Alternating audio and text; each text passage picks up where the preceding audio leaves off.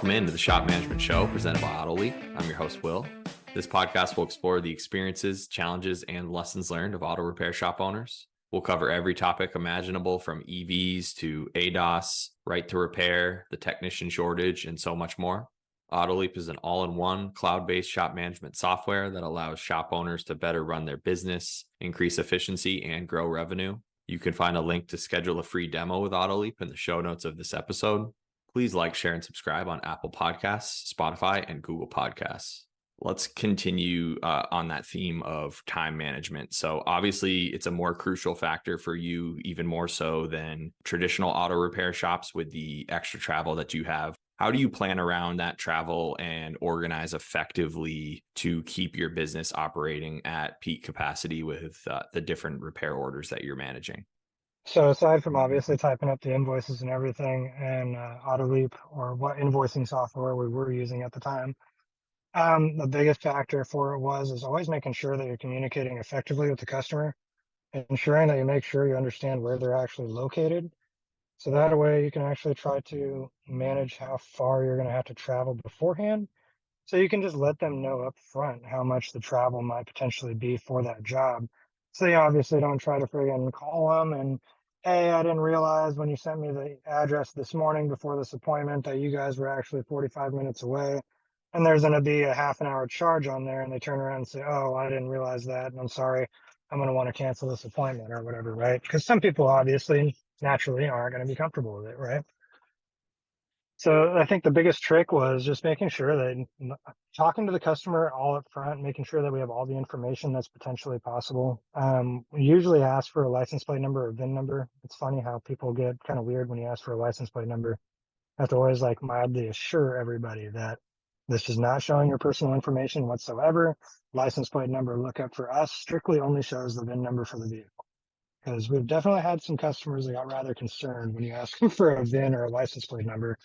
But of course, that's obviously just to verify that we're looking at the right parts, we're looking at the right job, we're quoting you accordingly.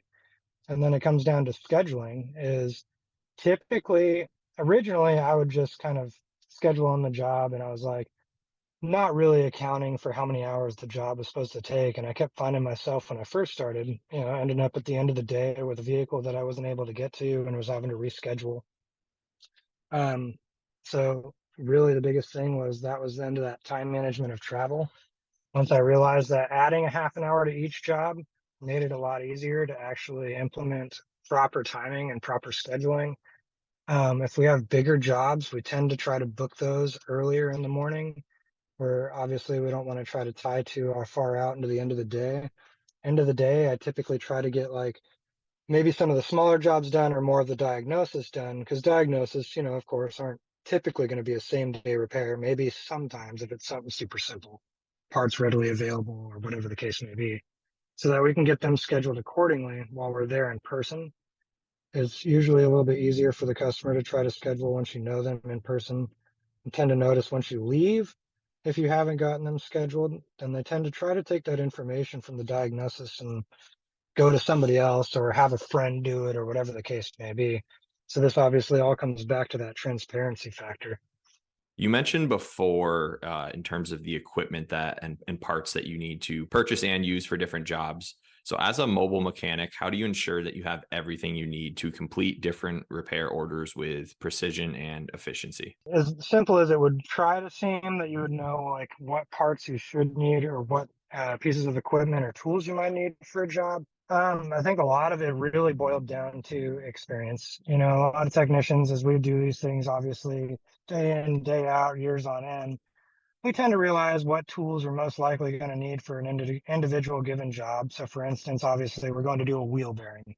Then obviously it's not something I would typically be doing on a daily basis. So at that point, that's when like you pull out of the home toolbox to get like your slide hammer, your wheel bearing press kit for on vehicle applications and such.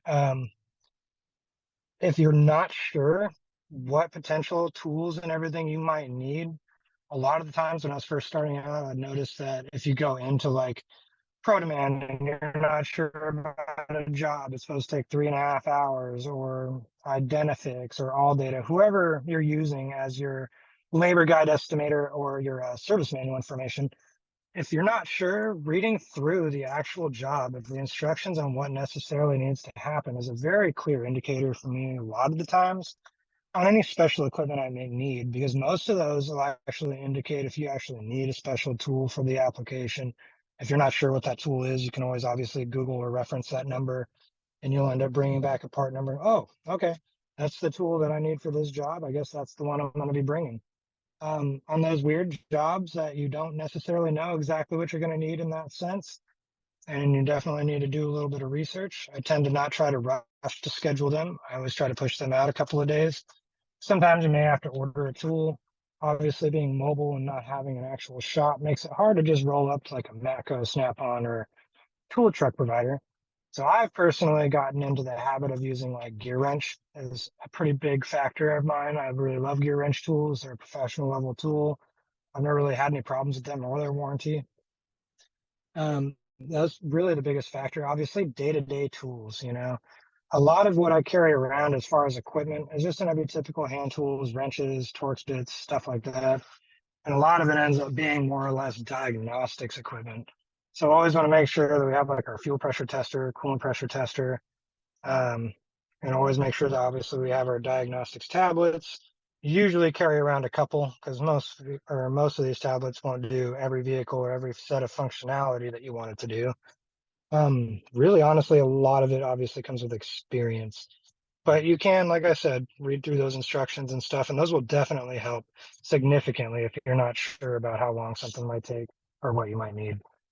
What role does technology, including shop management software like AutoLeap, play in helping you save significant time and also streamlining a lot of the back end operations and invoice management, everything that goes into customer interactions? What role does shop management software like AutoLeap play for you?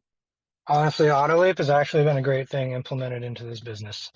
So originally we were using VIP auto management software. Now they've actually become a subscription-based program. Originally, when I got it, I literally got it off of Amazon. It was like a few $100.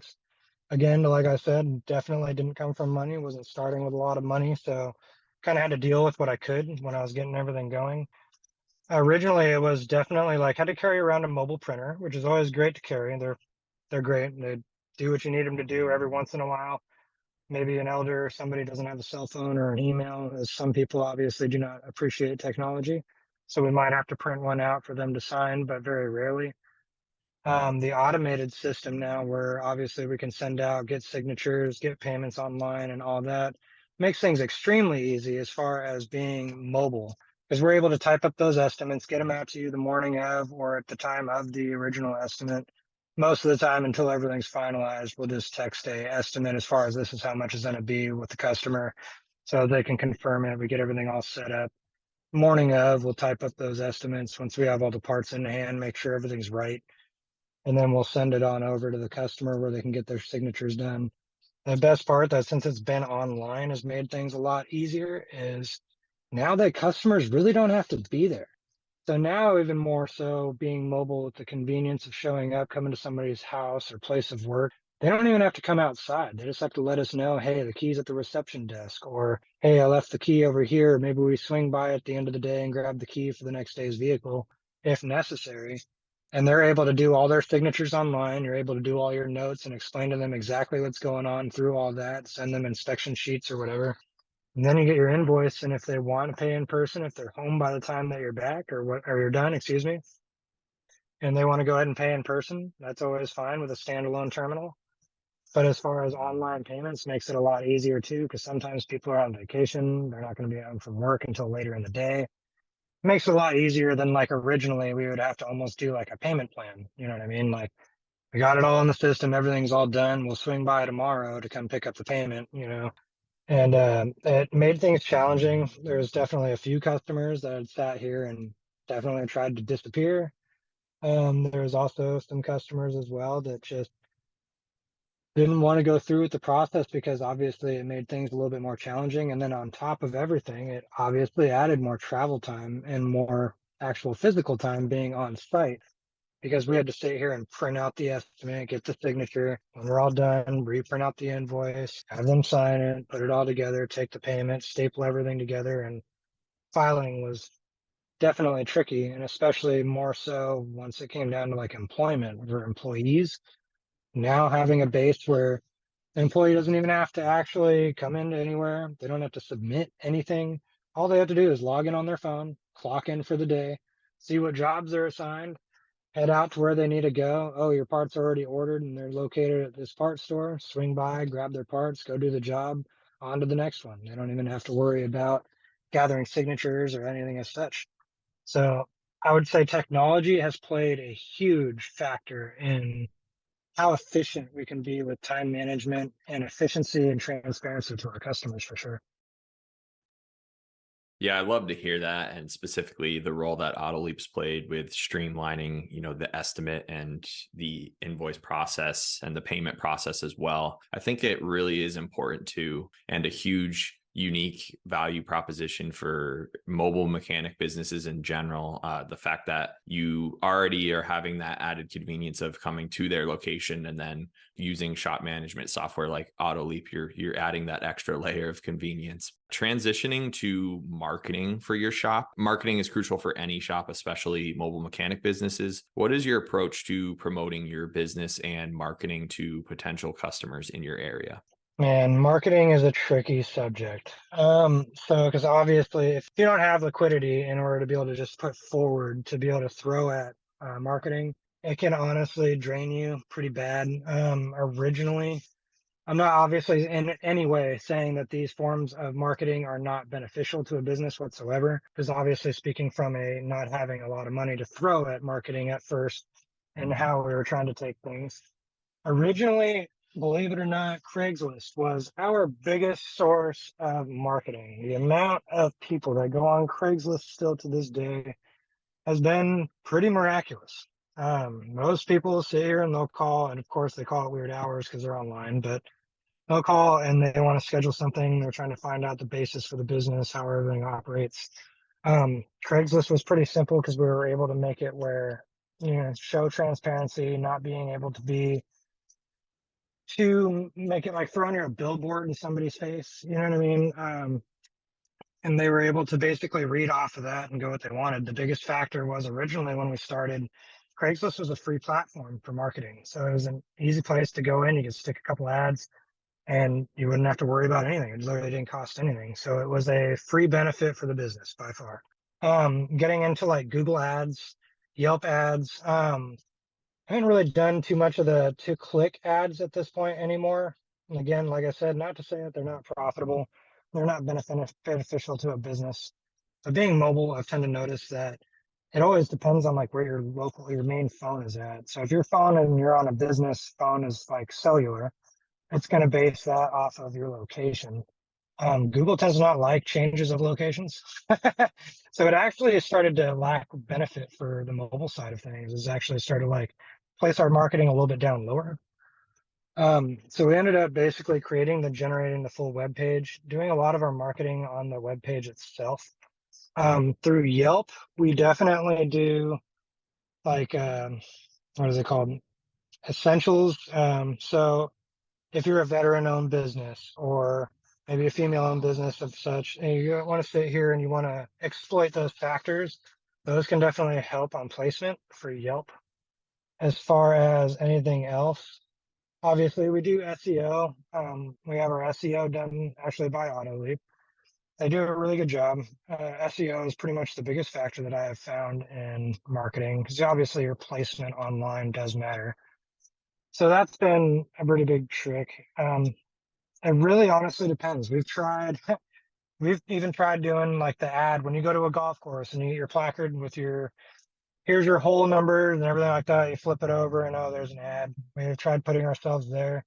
The biggest thing I recommended on marketing, especially being mobile, because like I said, if you have a mobile phone, your locations are moving around all the time. Um, Really tallying. So taking a piece of paper, and I know it sounds silly, at the end of the month, you're going through as you get your jobs, ask your customers, how'd you hear about us? Did you find us on Yelp? Did you find us on Google? Did you find us on Craigslist? tally those out in the end of the month, calculate where your most profit, where your most jobs coming from. Once you're able to find out where a majority of that's going, then obviously you can put a lot more into that aspect of your marketing. It is a tricky, fun factor because, of course, there are businesses out there too that are going to sit there and just pretty much be trying to get your money. So that's what I meant by it's a really touchy subject with marketing, but really just being careful, tallying and keeping analytics on your information as far as where jobs are coming from are probably two of the biggest, most important things.